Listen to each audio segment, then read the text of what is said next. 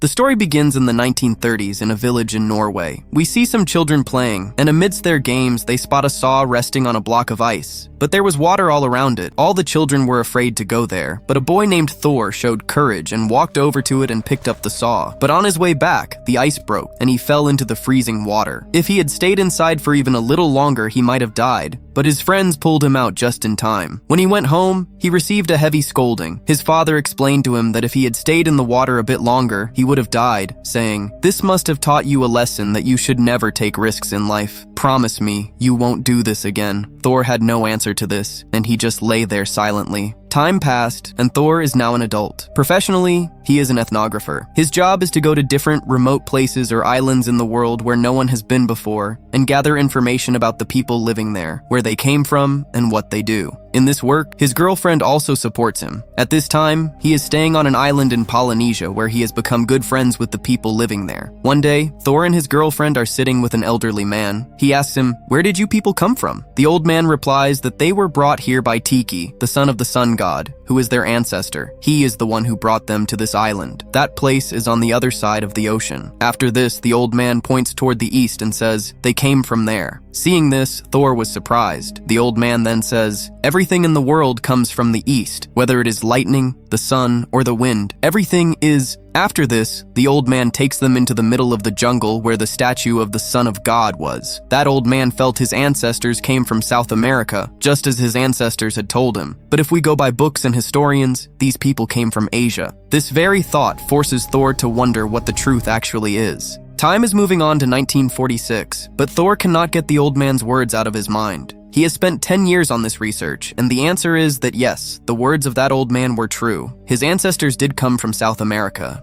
He has written many theories about this, and he goes to a publisher with them, but the publisher flatly refuses to publish his book. His argument was that all your theories are wrong because 1,500 years ago, the people of South America did not have any such things to sit on and cross the entire ocean to reach the islands of Polynesia. But the people of Asia had such boats at that time, and with their help, they could do this. So, the truth is that those people came from Asia. Thor says, this is wrong. Their ancestors came from South America on a raft. Hearing this, the publisher laughs and says, "Okay, if you feel that way, then do one thing. Build a raft and cross the entire ocean from South America to that island. And yes, do not use any technology. If you are successful in doing this, I will publish your book." Doing this seems impossible because this journey is 8,000 kilometers long. Even large ships go missing on this journey. So how could such a journey be completed on a small raft? But Thor will not let his 10 years of hard work go to waste. So he says yes and goes to look for funding for this voyage. First, he meets a magazine owner and tells him, "I am going to travel from Peru to the islands of Polynesia on a raft, and that raft will be exactly the same as the one people used 1,500 years ago." The owner says, "We never fund suicide missions." His argument was also clearly that those people came from Asia, not America. So Thor says, this is wrong. Long before Columbus arrived in America, these people had already gone to that island. Now, from here, he goes straight to a bar where some fishermen were, who were constantly traveling through the ocean routes. He shows those people a sketch of a raft and says, "This is called the Kon-Tiki. I'm going to travel from Peru to Polynesia on this, which is an 8,000 kilometer journey. Does anyone among you want to accompany me on this journey?" Then a man says, "I have been in the Atlantic Ocean for 22 days, but I was on a raft made with modern things, not ropes. You won't be able to go even a short distance on the raft you are talking about. Why are you trying to lose your life? What you are thinking is impossible. Either you change the design of your raft or change your decision. The rest is your choice." Thor did not agree with their words, so he comes out of the bar. A man named Herman was listening to these words very carefully. He comes out of the bar and meets him. He was an engineer by profession. He says, "I heard your words. I am ready to go with you." Thor is thoughtful for a moment and asks him again if he is really ready to go with him or if he is joking. He says, "Yes, this is my final decision." In this way, he gets his first companion. Now he tells this news to his wife, who used to be his girlfriend. He says to her, "I won't be home this Christmas because I am going from Peru to Polynesia on a raft that I will build myself." Hearing this, she gets a little scared and asks him not to do it. But Thor says, "If I don't do this, I will keep cursing myself for the rest of my life. 10 years of my life have gone into this. I have to do this. After hearing all this, his wife says, "You don't even know how to swim," but he gives no answer and puts the phone down. Now Thor reaches Peru with Herman, where 10 people were present who were acquaintances of Herman, and these people were also ready to go with Thor. With this,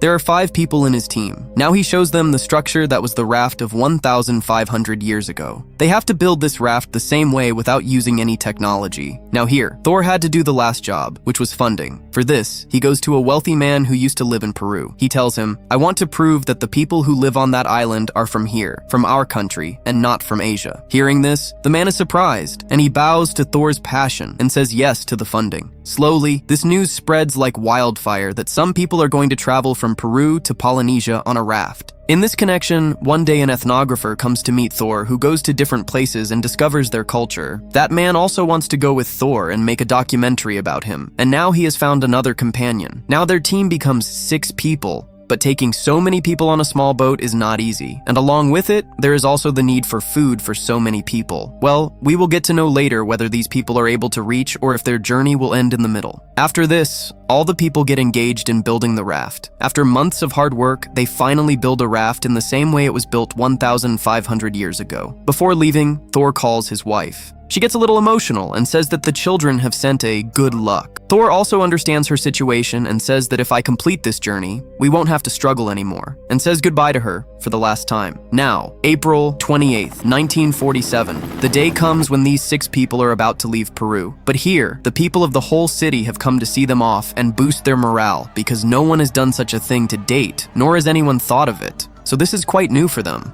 All the people say goodbye. As the raft was leaving the land, only these thoughts were coming into Thor's mind. Will he survive on this journey? Is the decision he made right or wrong? But he decides in the end, and he leaves with his whole team. These people have kept a radio with them so that they can hear news from the outside and tell them about their own condition. Along with them, there is also a helping boat that will be useful in case of trouble. Now the journey starts. And on the first day, these people eat the food they brought with them and rest a little. But one night, the weather's not good. What these people feared happens. A sea storm starts. Heavy rain begins, in which the whole raft starts becoming unbalanced, and Thor falls into the water. He doesn't even know how to swim, but somehow his friends pull him up. Today, his luck was good that he survived. If he had come on this journey alone, today would have been his last day. Now, because of this accident, everyone on the boat is very scared. For the first time, they realize how dangerous this journey is. After some time, the rain stops, but the next day, when Thor sees the condition of the raft, he is surprised. Due to the storm, the entire raft had become ruined. Herman and his friend fix the boat, but he sees that because of the water on the bottom logs, it has started getting damaged, but he does not tell this to anyone so that the rest of the people don't get scared. On the other side, Thor sees that the radio is not working, and the reason for this was a parrot who had cut the radio wire, and this parrot was one of their companions. Now these people had only one way to talk to the outside world, but now that is also gone. But here, the troubles do not end. We should not forget that where they are standing, it is an ocean in which whales and sharks rule, which can swallow them and their raft in one go. Well, now time slowly starts passing. Here, one man also has a 1,500-year-old map, with the help of which these people move forward, and at this time,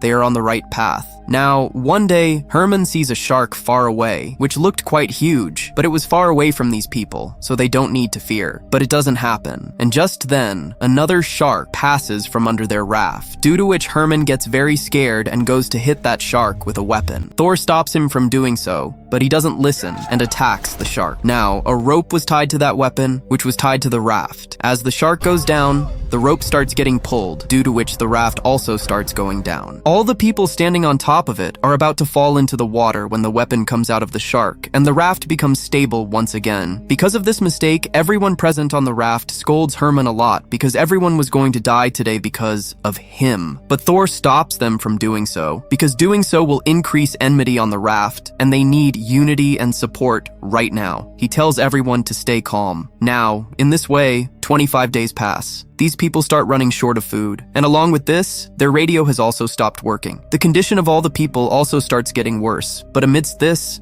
Herman's mental condition starts deteriorating. He started feeling that now all the ropes on this raft would open, which would cause them all to drown. He starts remembering the words of the man in that bar that we people will not be able to stay on this boat for many days. One day that ethnographer, whose name is Sam, goes away from the safety boat so that he can take photos of those people, which he can sell to the news people later. But amidst this, some sharks come there and start roaming around his boat, which Thor sees, and everyone immediately pulls his boat, which saves his life. Otherwise, he would have become prey to the shark today. After this, the parrot on the boat mistakenly goes into the water, and the shark takes advantage of this and eats it. Charlie goes into shock seeing his parrot die in front of him, and he gets so angry that he grabs the shark's tail and pulls it and throws it onto the boat, after which he kills it with a knife and tears open its stomach so that he can get the parrot. But that doesn't happen. Instead, this is going to prove to be his biggest mistake. The blood of that shark spreads in the whole ocean, due to the smell of which other sharks also come near these people, which can attack them at any time. Seeing all this, Herman gets very scared, so he brings a box in which he had kept some steel wires. He says to Thor, "We now have only one option. Somehow we have to tie these wires to these sharks so that we can move forward." But Thor refuses, saying that we will not use any technology. We will go the same way as people did 1,500 years ago. Saying this, he throws those wires into the water. Seeing this, Herman loses his control. He starts feeling that now they will not survive, and just then his foot slips and he goes into the mouth of death.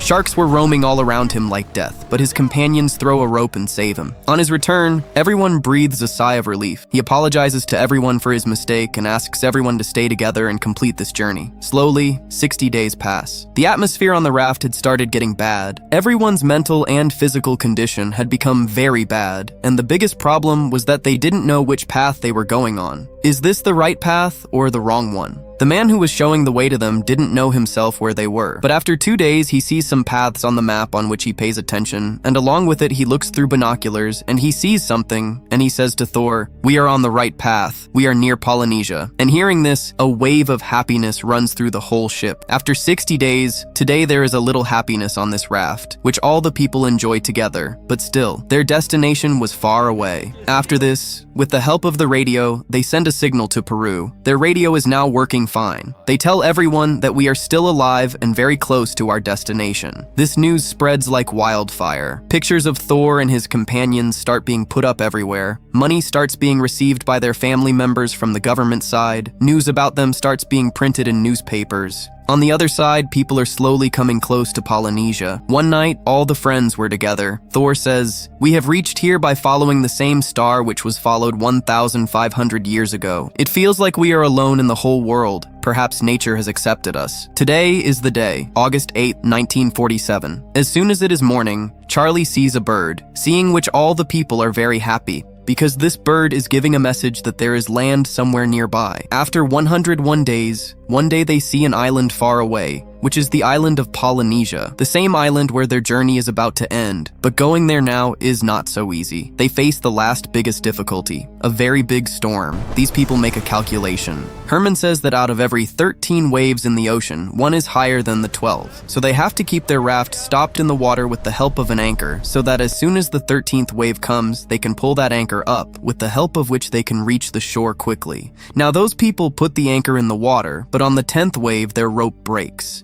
Now they have no other option except to remember God. But he says there is victory beyond fear. God also supports the brave. Those people move forward, cutting through the waves. But amidst this, Thor falls into the water, and he hears the same sounds he heard when he went to take the saw in his childhood. But this time, he doesn't need to be afraid because now there was land beneath him. Yes, these people have reached Polynesia after crossing the ocean for 120 days. Thor starts crying, seeing the land of that island. He did what he thought. This is called not giving up. His friends look at him and smile, and Thor also says to them, "We did it." All the friends happily enjoy this victory. After this, they set up a camp there and send a message to America that we have done it. BBC News tells the whole world this news that a man who traveled 5,000 miles on a raft. At the end of the story, original photos of these 6 people are shown to us. And along with it, it is also told that after this journey, it is proven that the people of Polynesia did not come from Asia, but from South America. The raft on which these people traveled this journey is named Kon-Tiki, which has been kept in a museum safely to this day. Thor did not even stop after this discovery. He gave his whole life to science and technology, but he died at the age of 87, with which this story ends.